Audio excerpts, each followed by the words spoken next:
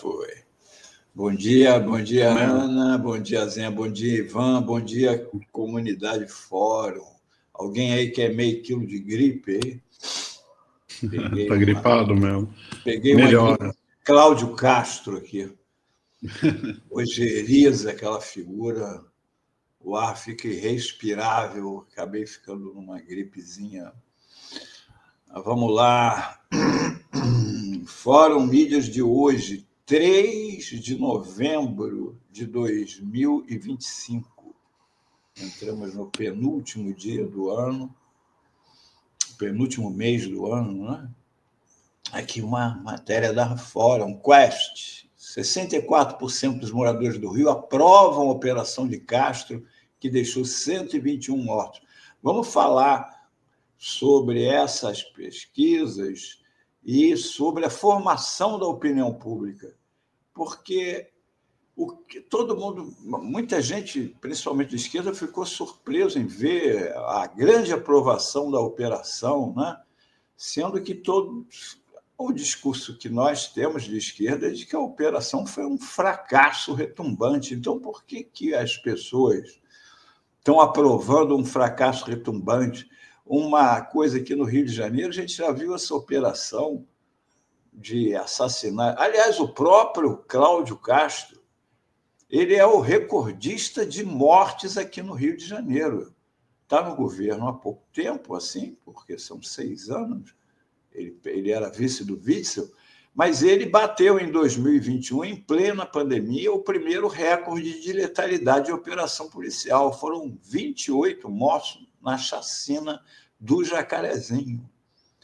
A chacina do Jacarezinho, assim como esta de agora, logo em seguida a polícia disse: todos eram bandidos, todos resistiram, a operação foi um sucesso, foi tudo ótimo. O Cláudio Castro, inclusive, em seguida veio dizendo que aquilo dali era para ocupar o Jacarezinho, que eles iam, que ali o Jacarezinho ia ser um exemplo, ia ter uma ocupação social. Deu até um nome lá do negócio que não vem ao caso, porque é mais uma cascata.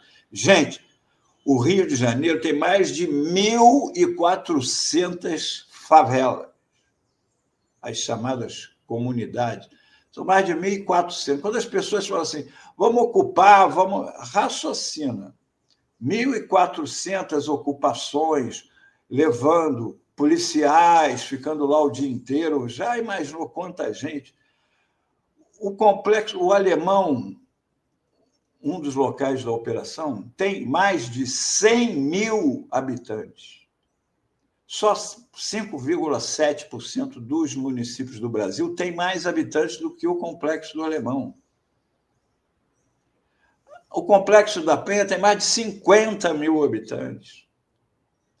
Aquelas pessoas ali vivem sob o terror da polícia e dos traficantes e da milícia, ou em todas as comunidades aqui. Ou você está sendo achacado, se você tem uma filha, fica com medo do chefão lá resolver que quer pegar a sua filha, ou seu filho ser cooptado pelo tráfico. Porque o cooptado não é só o dinheiro que ganha, não. É cooptado pela influência da galera em volta. Você é jovem, vê o camarada com um tênis novo, o outro com... Mesmo cara com você que não tinha nada, que estava de sandália, está agora de tênis, de coisa. Então, não é uma coisa tão simples. O ministro Haddad tem falado uma coisa que é a realidade da situação. Para o combate ao crime, a professora Jaqueline também. Procurem ver as entrevistas da professora Jaqueline Muniz, que é conhecedora e ampla estudiosa aqui do problema no Rio de Janeiro. Esse negócio de subir e dar tiro não resolve. Deu tiro, matou um monte de gente, saíram, continua tudo igual. Não muda nada. Não muda nada. Só tem menos mortos. Aí as pessoas falam assim, pelo menos tem menos bandido, né? Tem menos bandido, que é enxugar gelo. Mas logo após o assassinato, Fórum Mídias é sobre a formação da opinião pública com a mídia. Logo após o assassinato, nós vimos o pessoal da Secretaria de Segurança aqui do Rio, chefe da Polícia Civil, o da Polícia Militar. Foi uma preparação de 1 ano a operação. 1 mês só de desenhar.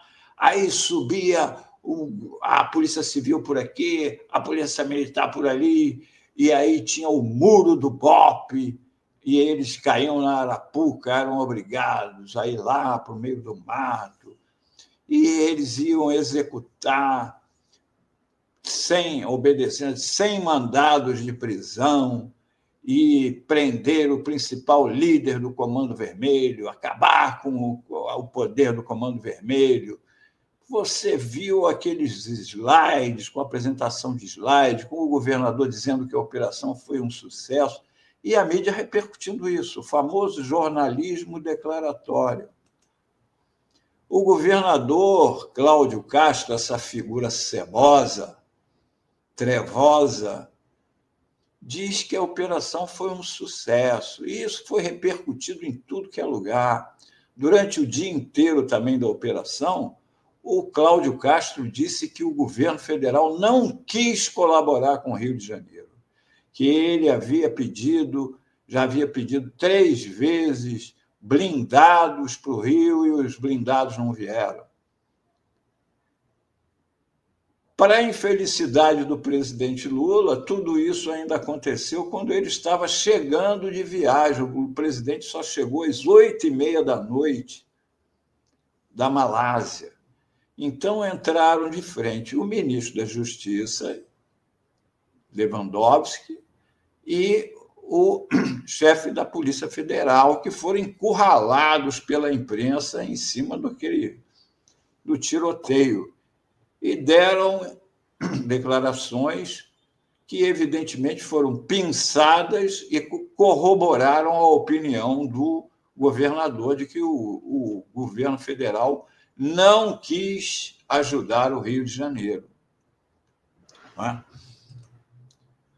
A Folha, no dia 1º de novembro, colocou aqui: Polícia do Rio, olha a manchete, Polícia do Rio identifica 99 mortos e diz que 78 tinham histórico criminal. Vamos aqui ao destaque.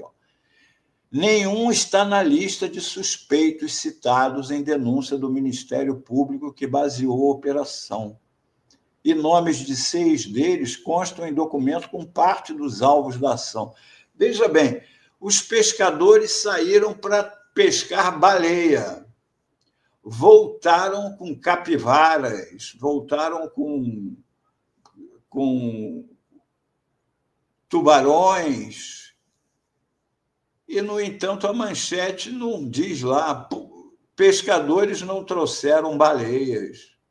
Fala das capivaras, fala dos tubarões, do siri, das sardinhas. Vamos lembrar aqui uma outra pesquisa Quest, de há 1 mês atrás, em que tem visto mais notícias mais positivas ou mais negativas sobre o governo Lula. Está aqui, 46% da população, notícias mais negativas. 20% não tem visto notícias sobre o governo Lula. E apenas 30% mais positivas, com várias notícias positivas do governo, como menor índice de desemprego, todas essas coisas que a gente sempre fala aqui, você que assiste o Fórum Café sabe, apenas...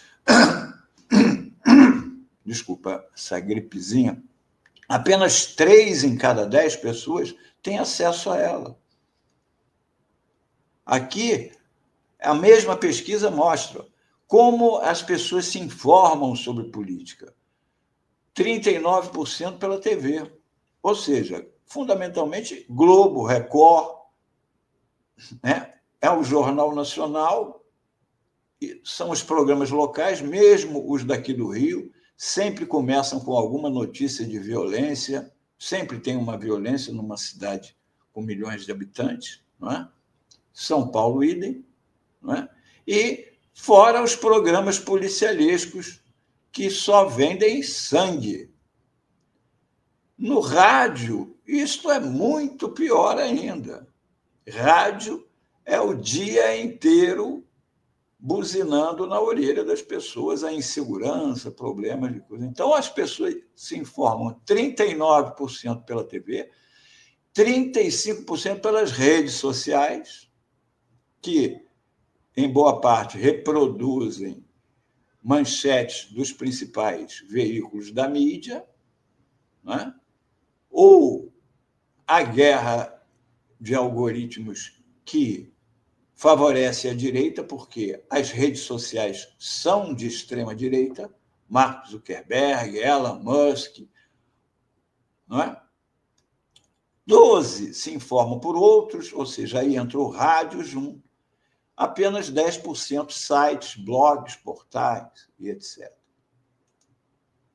Você veja, por exemplo, ontem saiu uma entrevista de página inteira no jornal O Globo com o Boulos. Aqui tem a reprodução dessa página. Olha, tem 3 fotos do Boulos e o destaque que eles deram.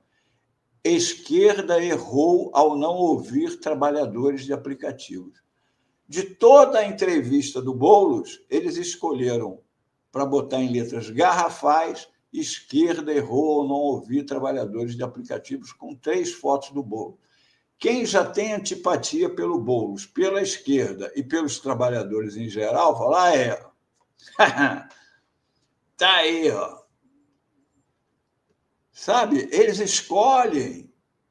E aí é aquilo que... Aí você vai vendo a informação que a pessoa já... O que ficou para a pessoa que não tem saco de ler a entrevista? Está vendo? Ela confessou que o governo Lula não olha para os trabalhadores de aplicativos, mas o de aplicativos já é um complemento. O fato é o governo dos trabalhadores não ouviu trabalhadores. Aqui vamos lembrar de um outro fato acontecido, esse daqui, há 23 anos. Governo da Benedita da Silva, governadora do PT, que fez um governo tampão de abril a dezembro de 2022, porque o governador eleito saiu para disputar a presidência da República, o governador Antony Garotinho. A Benedita ficou, ela assumiu, ficou em abril. Em maio, houve o assassinato do jornalista Tim Lopes. O Azenha conhece bem, lá da Rede Globo, um repórter muito louco, que tinha coragem de fazer reportagem, se infiltrar no meio do Complexo do Alemão, vestido de vendedor de bala, de picolé, e quando ele foi assassinado, estava fazendo uma reportagem, se não me falha a memória, sobre a exploração sexual de crianças lá no Complexo do Alemão. Foi descoberto, assassinado, brutalmente torturado, assassinado. E o responsável, o sujeito chamado Elias Maluco. Você vê pelo nome um bandido, já com o nome de Elias Maluco, dá para ver que o cara era boa gente, né? Foi uma tremenda caça a ele. E ele foi preso onde? No Complexo do Alemão. 3 meses depois, foi preso no Complexo do Alemão sem um único tiro, apenas utilizando inteligência, investigação policial. Ele está aqui em 19 de setembro, ele foi preso. Você vê que dá para fazer com inteligência. Já a operação aqui do Rio, que foi planejada por 1 ano, segundo eles, não prendemos o DOCA por 1 triz, diz o secretário sobre a operação no Rio. Edgar Alves de Andrade, o DOCA, é apontado como a principal liderança do Comando Vermelho na Penha e considerado de altíssima periculosidade. Ele foi o principal alvo da mega operação, mas não pegaram ele. Não pegaram ele. Assim como não pegaram a maioria dos mandados de busca e apreensão que eles iam fazer lá, né? Apenas 20. Você vê, eles foram cumprir 100 mandados, só conseguiram pegar 20, ou seja, mataram 20 ou prenderam. O resto dos mortos, quem são? Eles têm ficha, eles têm... Que inteligência foi essa? Que operação bem planejada foi essa? O principal líder não foi pego. Os mandados não foram cumpridos, em sua imensa maioria. Como dizer que isso foi um sucesso? Aí agora eles já estão dizendo que mega operação no Rio de Janeiro, a prisão de Doca, o tal líder do Comando Vermelho, é questão de tempo, diz a polícia. A gente já conhece essa história, né? Só mais 72 horas. Daqui a pouco. Aguardem que já. Eles não prendem. A verdade, na época da prisão do Elias Maluco, o Hélio Luz, policial aqui do civil daqui do Rio, a polícia sabe onde eles estão, sabe quem são. Na maioria das vezes, essas prisões, tudo isso, é um jogo de cena ou arregos. Sai o Comando Vermelho, entra a milícia, sai a milícia, entra o Comando Vermelho. Você não me entregou tantas armas, passa as armas para cá. Agora o pessoal do Comando Vermelho vai ter que se rearmar. É isso, são negociações. Agora, vamos aguardar a pesquisa, uma nova pesquisa, porque estavam sumidos os institutos de pesquisa. Aconteceu essa operação, voltaram. Teve agora também Datafolha, né? Hoje, o ministro Moraes vem aqui ao Rio para reuniões e eles vão ter que mostrar se cumpriram a DPF. A DPF que foi criada exatamente porque o governo do mesmo Cláudio Castro cometeu a chacina do Jacarezinho em 2021. Então, a partir dali, o STF colocou que, para fazer as operações, eles tinham que cumprir regras. E entre essas regras manter o local.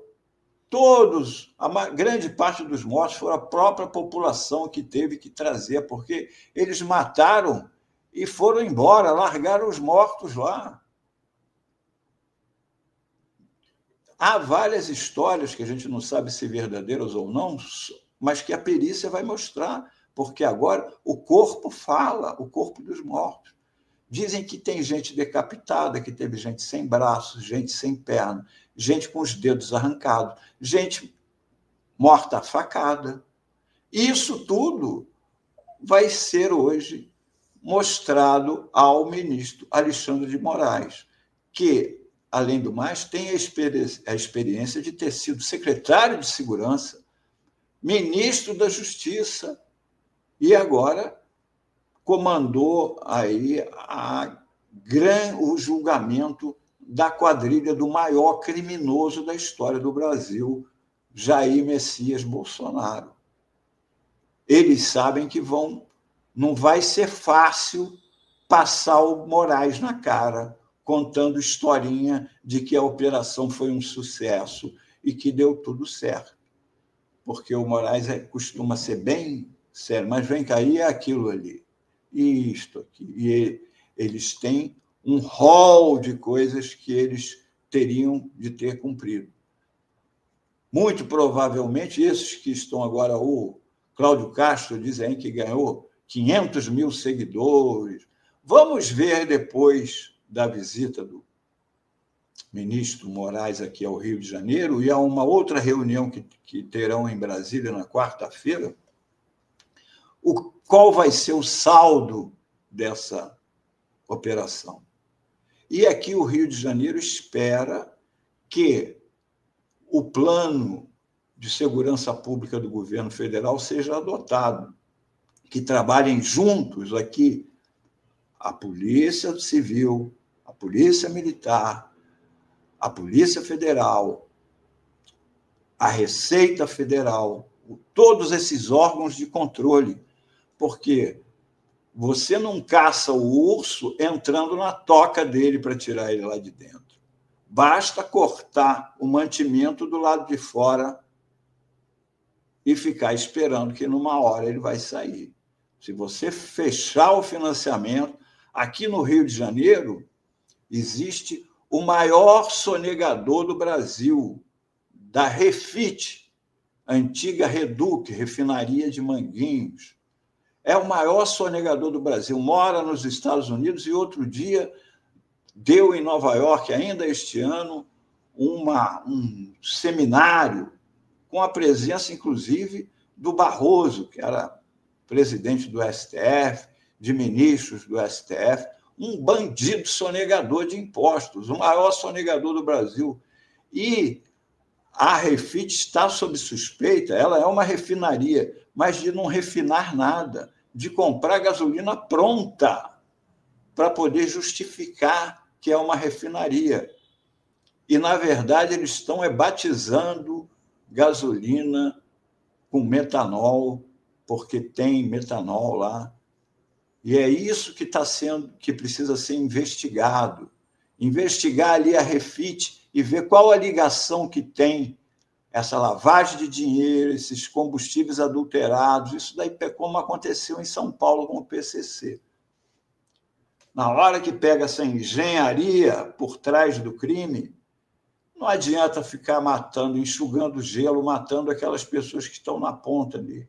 Inclusive, perdendo a vida de policiais, como disse a mãe de um dos policiais, o sujeito só estava há 40 dias como operacional, vai numa operação perigosa dessas, subir um local tomado por bandidos de alta periculosidade e altamente armados.